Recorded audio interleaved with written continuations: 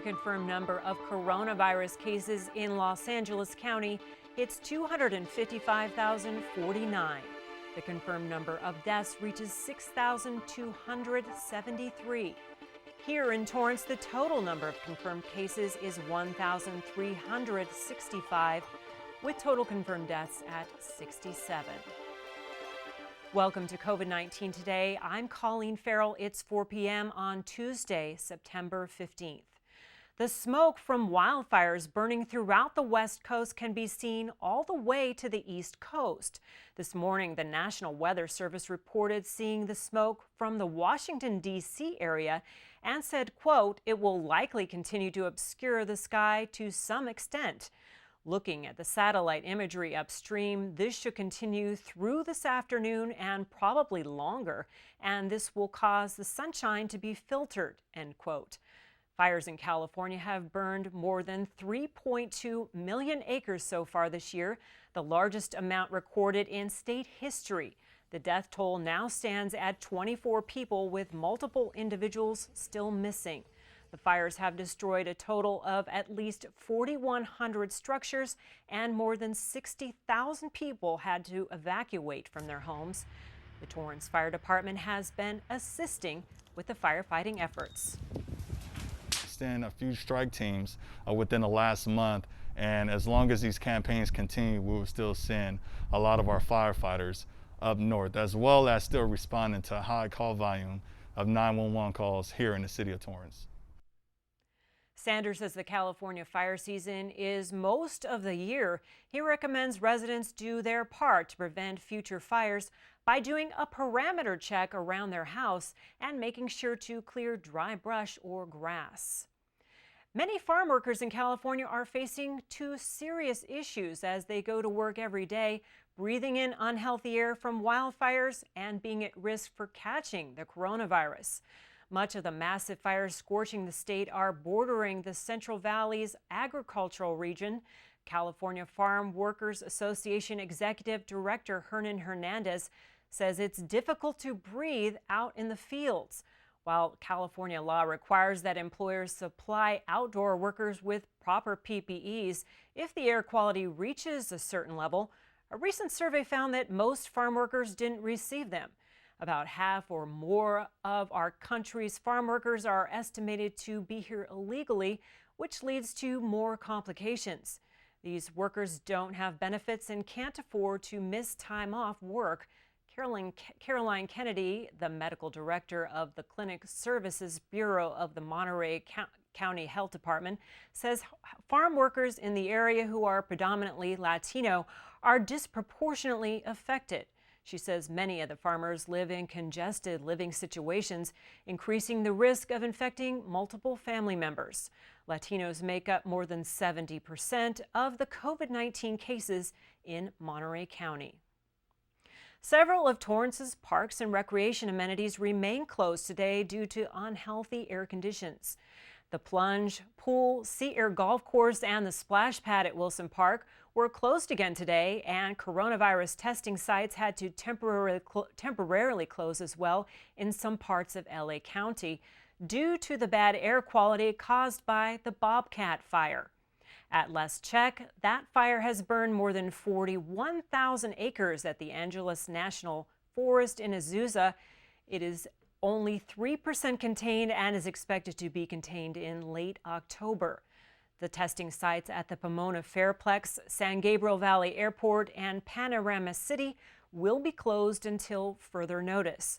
The South Coast Air Quality Management District issued a smoke advisory through tomorrow due to the wildfires. They say air quality may reach unhealthy levels for sensitive groups and recommend that people avoid outdoor activities if they can smell smoke or see ash from a wildfire. Hundreds of thousands of U.S. immigrants who fled conflict or natural disasters in their home countries could be deported.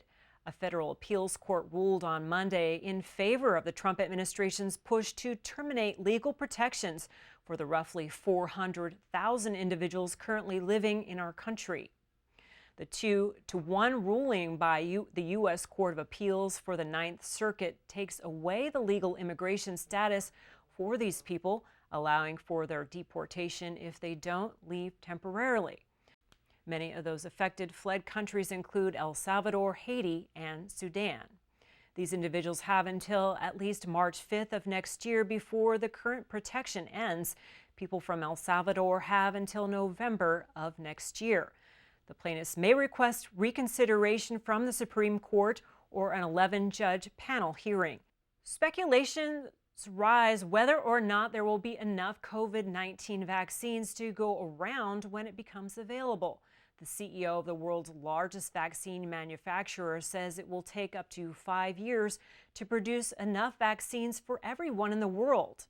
Adar Poonawalla of the Serum Institute of India told the Financial Times that pharmaceutical companies currently don't have the capacity to fulfill the global need. He says an estimated 15 billion doses are required for a 2-dose per person vaccine, an amount that manufacturers can't come close to. Poonawalla said, quote, "I know the world wants to be optimistic on it, but I have not heard of anyone coming even close to that level right now." The Serum Institute of India set a ceiling price of $3 per dose, and the vaccine is expected to be made available in 92 countries through its partnerships with AstraZeneca and Novavax. SII is the world's largest vaccine manufacturer by volume. It produces 1.5 billion doses of vaccines every year to protect people from various infectious diseases in more than 170 countries. The Los Angeles County Sheriff is challenging LA Laker LeBron James to match the reward money being offered for information leading to the gunman who shot 2 LA deputies over the weekend. Sheriff Alex Villanueva originally set the reward at $100,000, but anonymous donors and the LA Metropolitan Authority upped the amount to $200,000.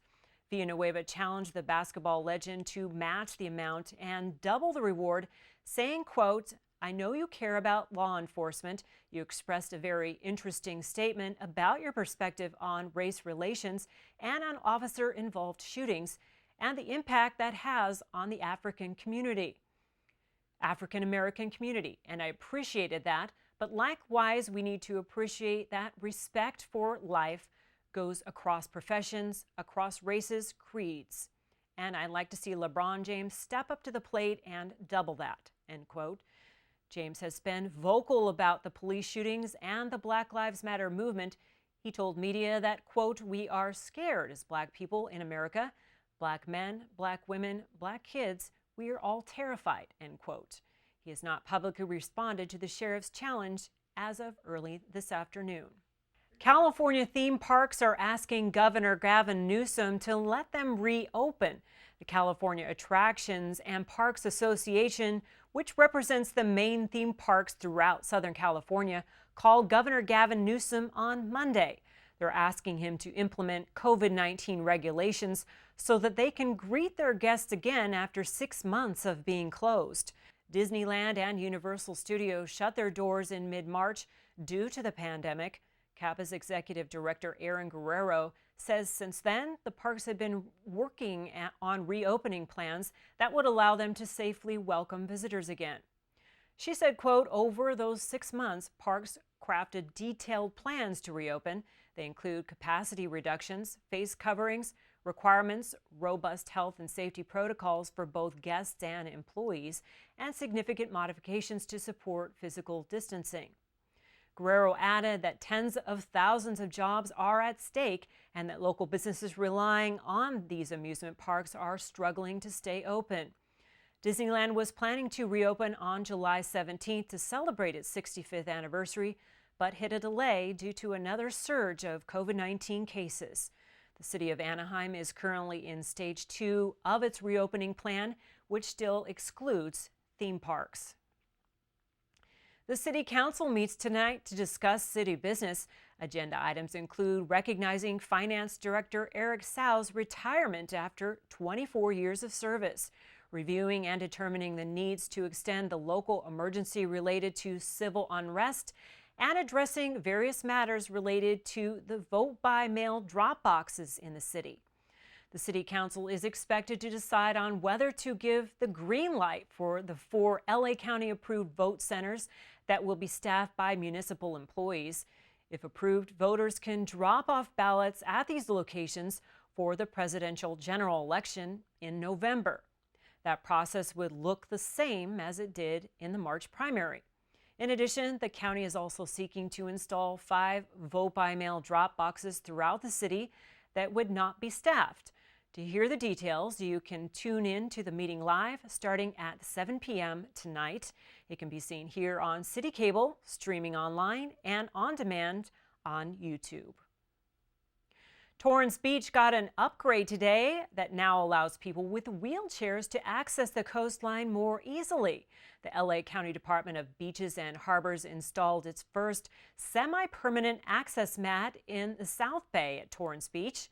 It's made out of fine nylon mesh and is designed for not only wheelchairs, but also those who have difficulty walking on the sand. The DBH says it's the 6th access mat on the beaches. Other mats are available at Doc Weiler State Beach, Marina Mothers Beach, Will Rogers State Beach, Topanga Beach, and Zuma Beach. The Torrance Beach has more than 300 parking spaces and multiple amenities, including free beach wheelchair rentals. September is celebrating Coastal Cleanup Month in Torrance. It's a great time to help beautify the city by picking up trash in your neighborhood, at the beach, park, or business. Post a photo on social media with you taking part in this campaign. Hashtag Torrance Beach, Torrance Cares, and Coastal Cleanup, and tag Heal the Bay so more people can see how you're helping your community. You can also send your photo with your contact info to cddinfo@torranceca.gov to be entered into a drawing for a prize. The Torrance Police Department lost one of its young heroes this week. Yesterday, the department shared this picture of 9-year-old Drake Walker, who passed away after fighting a courageous battle with cancer. Drake was the son of Sergeant Walker and was sworn in as an honorary police officer on October 16, 2018. In December of that same year, you can see him surrounded by his family and holding on to his very own custom-made Torrance police cruiser. The Post says he was battling a very aggressive and inoperable brain tumor. Drake accomplished a lot during his short life. He even received the Chief's Award for his kindness, courage, and compassion last year.